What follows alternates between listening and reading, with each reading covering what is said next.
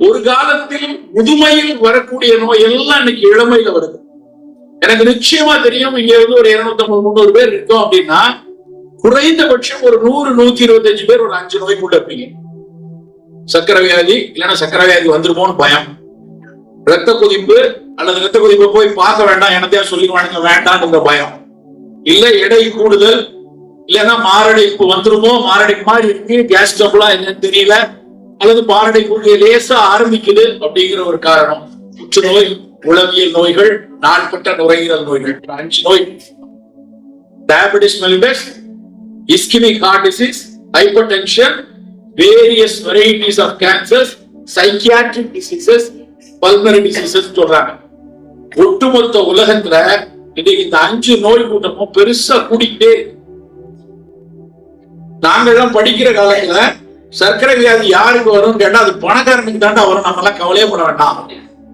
எப்பெல்லாம் பசிக்கு, அதுவும் முட்டுல பசிக்கும் போதெல்லாம் முத்திரி பருப்பை வறுத்து திங்கிறாங்களோ அவங்களுக்கு தான் வரும், நமக்கு எல்லாம் இது வராது, நாமெல்லாம் உழைப்பும் இருக்கோம், நம்ம ஓடி ஓடி உழைக்கிறோம், சாப்பாட்டுக்கே வழியில நமக்கு எங்க சர்க்கரை வியாதி வரப்போகுதுன்னு நினைச்சுட்டு இருந்தோம்.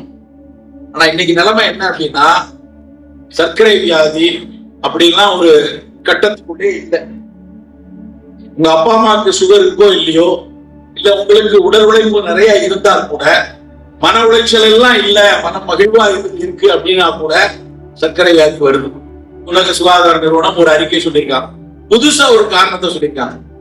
சர்க்கரை வியாதி இதுவரைக்கும் மருத்துவ அறிவியல் படிக்காத ஒரு காரணத்தை, முதலாக ஒரு காரணத்தை இன்னைக்கு உறுதிப்படுத்தி உலக சுகாதார நிறுவனம் சொல்லியிருக்கு. என்ன தெரியுமா?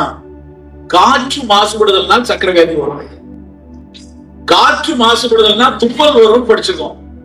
மேலெல்லாம் அரிக்கும், தோல் நோய் வரலாம், சைனஸ் வரும், ஆஸ்துமா வரும்னா ஏர் பொல்யூஷன் இதுதான் உண்டாக்கும் படிச்சிருந்தோம்.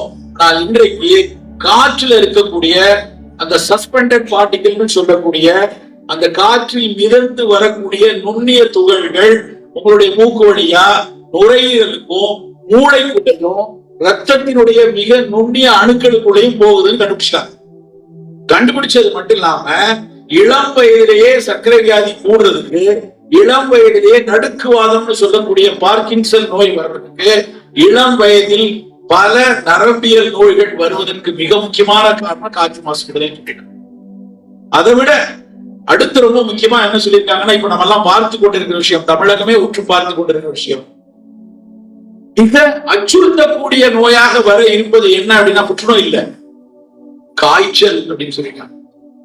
காய்ச்சல் அச்சுறுத்த நோயா மாறிட்டு இருக்கு. நடக்குதா இல்லையா? இப்போ 4 நாள் காய்ச்சல் இருந்ததுன்னா, ஒரு காலத்துல காய்ச்சல் வந்து சின்ன பிள்ளைகள் நமக்குலாம் காய்ச்சல் 2 இஞ்சி தட்டி வச்சு கொடுத்தாங்க, ஒரு துளசி கஷாயம் போட்டு கொடுத்தாங்க, அதிகபட்சம் முட்டு பேக்கரியில ரொட்டி வாங்கி கொடுத்தாங்க எங்க வீட்டுல. அதான் நடந்துச்சு. 3 நாள் ஆனா ஒரு பக்கத்துல ஜேசுதாஸ் ஒரு டாக்டர் இருந்தாரு, அவர்கிட்ட போய் ஒரு ஊசியை போடுவாங்க, மாத்திரையை கொடுப்பாங்க.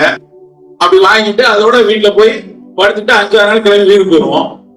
ஆனா இன்னைக்கு 3 நாட்களுக்கு மேல் சுரம் கூடினா உயிர் பயம் இருக்கு.